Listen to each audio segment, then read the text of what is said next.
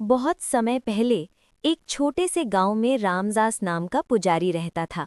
वो बहुत ईमानदार और भगवान का भक्त था।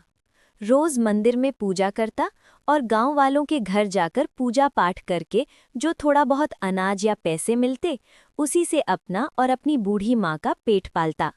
लेकिन रामदास बहुत गरीब था। एक दिन शाम को वो जंगल के रास्ते से घर लौट रहा था।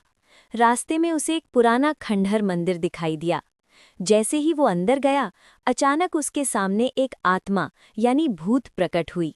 रामदास पहले तो डर गया, लेकिन भूत ने शांत आवाज में कहा, डरो मत पुजारी जी, मैं तुम्हें कोई नुकसान नहीं पहुंचाऊंगा।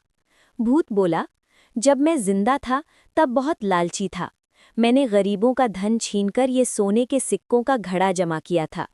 मेरे पापों की वजह से मैं भटकती आत्मा बन गया हूँ। अगर ये धन किसी अच्छे इंसान के काम आ जाए तो शायद मुझे शांति मिल जाए। ये कहकर भूत ने सोने के सिक्कों से भरा घड़ा रामदास को दे दिया। रामदास ने सोचा कि इस धन का उपयोग अच्छे कामों में करेगा। कुछ समय बाद उसने निश्चय किया कि वो तीर्थ यात्रा पर जाएगा और उस आत्मा की मुक्ति के लिए पूजा करेगा। जाने से पहले उसने वो घड़ा गांव के साहूकार हरि राम के पास सुरक्षित रख दिया। साहूकार बहुत लालची आदमी था। कई महीनों बाद जब रामदास तीर्थ यात्रा से वापस आया तो वो साहूकार के पास गया और बोला, साहूकार जी, मेरा सोने का घड़ा मुझे वापस दे दीजिए। लेकिन साहूकार ने चालाकी से कहा, मैं तुम्हें नहीं जानता, तुमने मेरे पास कोई घड़ा नहीं रखा। ये सुनकर रामदास बहुत दुखी हो गया। उसी रात वो खंडहर मंदिर में गया और भगवान से प्रार्थना करने लगा। तभी वही आत्मा फिर से प्रकट हुई। भूत बोला, पुजारी जी चिंता मत करो, मैं तुम्हारा धन वापस दिलाऊंगा।